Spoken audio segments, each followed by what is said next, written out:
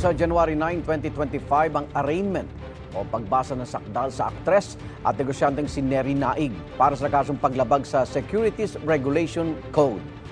Pinagsusumite muna ang prosekusyon ng kanilang komento sa inihaing motion ni Naig. May unang balita si Ian Cruz.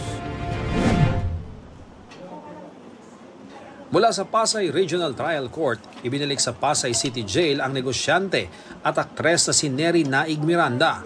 Hindi natuloy ang arraignment sa kasong paglabag sa Securities Regulation Code matapos mag-file ng motion to quash ang kampo ng aktres. Pinagsusumite muna ng korte ng komento ang prosecution at Securities and Exchange Commission kaugnay ng motion. Iniurong sa January 9 ang arraignment. Hindi nagbigay ng pahayag ang kampo ni Neri. Nauna nang dinipensahan ni Chito Miranda ang kanyang misis na ni minsan daw ay hindi nanloko at hindi nanlamang si Neri.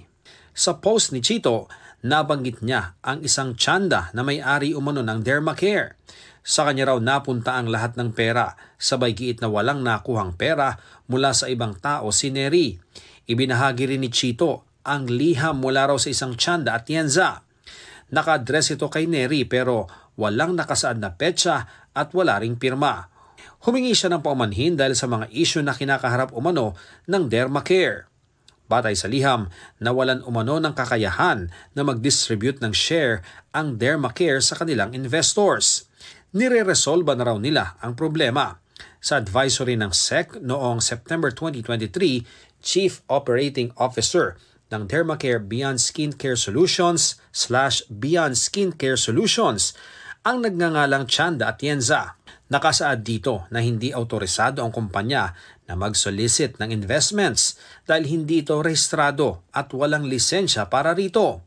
Sa parehong advisory, sinabi rin ng komisyon na maaaring kasuhan ang mga salesmen, broker, dealer, agents, promoter, influencer at endorser ng Dermacare na nanghihikayat sa publiko na mag-invest. Sa isang post noong September 1, 2023, sinabi ni Neri na hindi na siya affiliated sa Dermacare at anumang transaksyon gamit ang kanyang pangalan ay hindi otorisado o kaya'y ginawa ng walang pahintulot mula sa kanya. Sinusubukan pa ng GMA Integrated News na mahanap si Atienza para makuha ang kanyang panig. Bukas po ang aming tanggapan sa kanyang pahayag. Ito ang unang balita. Ian Cruz para sa GMA Integrated News.